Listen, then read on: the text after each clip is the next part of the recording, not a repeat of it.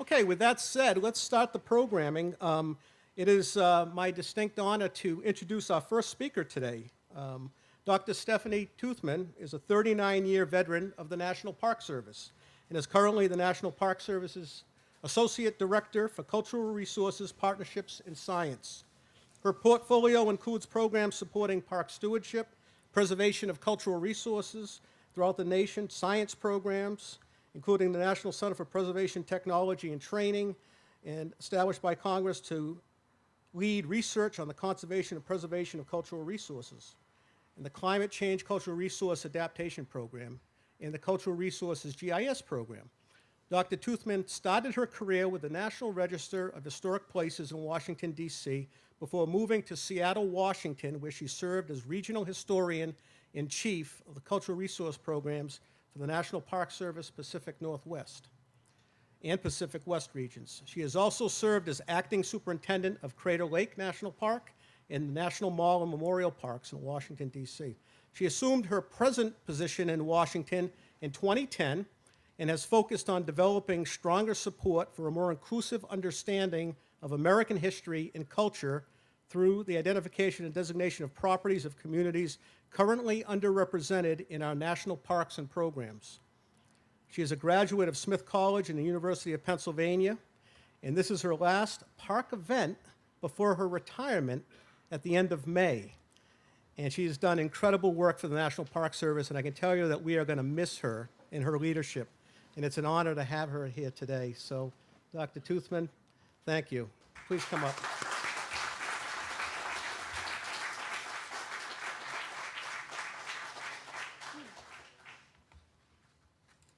Thank you, Superintendent Ross, Tom, for the invitation to join today's celebration.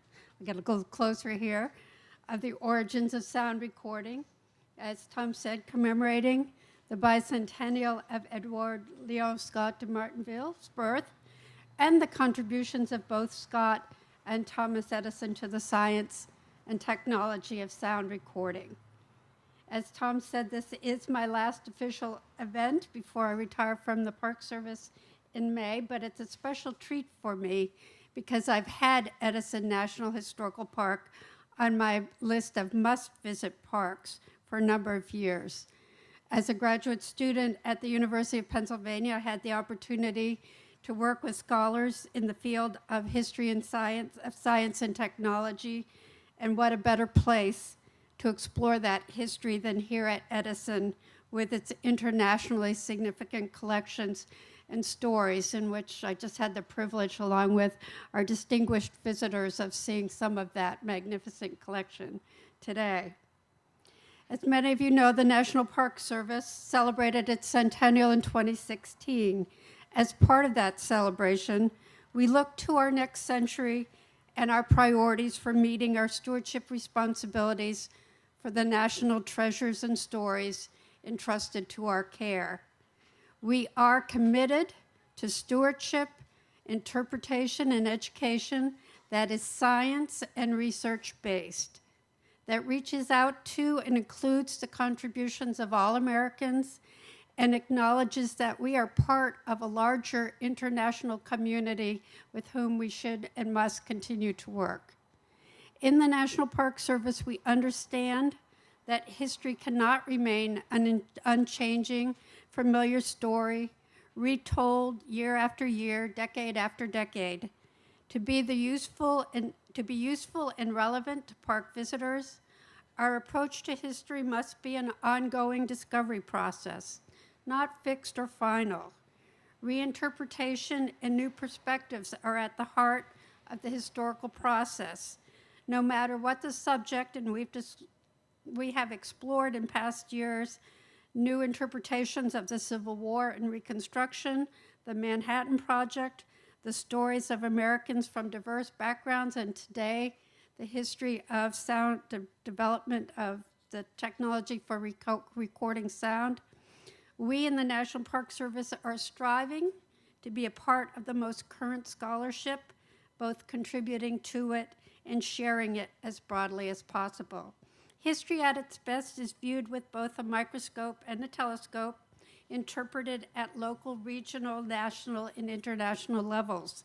It should challenge narratives that have been bound by borders and provide bridges for understanding. A decade ago, working as part of the team that studied the Manhattan Project as a possible addition to the national park system, I was struck by the international exchange of information that occurred in the scientific community during the late 19th and early 20th century, and how within the community of physicists, this exchange constricted with the advent of war and the implications of their research on warfare. As we seek to address challenges facing the global community today, it is essential that exchange of information derived from scientific research continue to be supported.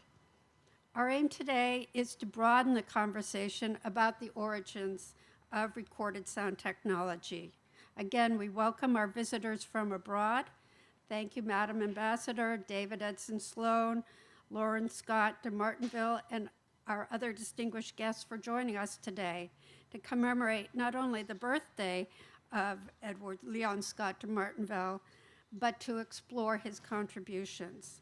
History books of the past, at least here in the States, have mentioned his name in passing as the Frenchman who almost invented the phonograph. But these old interpretations only scratch the surface, leaving so many questions unanswered. In March 2008, using the latest digital technologies, researchers scanned and played back a few of his recordings and heard them for the first time ever. Since then, a few historians, including some of you here today, have learned a great deal more about his work. I did a little homework myself this past week, reading articles about this research and his contributions. And I must say I was fascinated not only by his work, but by the technology that supported the most recent research, not that I understood a lot of it.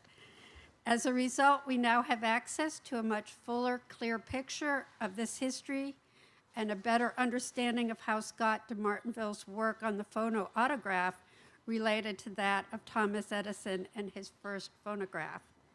The purpose of our symposium today is to share this new research and exchange ideas about its significance. We now understand better than ever before that sound recording was invented twice, first in France by Scott de Martinville in 1857, and then independently in the US by Thomas Edison and his associates in 1877. Our symposium today seeks to tell this story, and I look forward to joining you today in exploring some of the following questions. How did Scott de Martinville conceive of the phonoautograph? Why didn't he conceive of playing his recordings? And is that actually relevant to his goals? Why did Edison invent the phonograph? Was the phonoautograph the inspiration for the phonograph? If the phonoautograph was a significant technological breakthrough, why has it been largely ignored? And finally, do Scott's accomplishments take anything away from Edison? Thank you, Superintendent Ross and the staff and partners of Edison National Historical Park for your leadership and bringing us yet another challenging and creative program.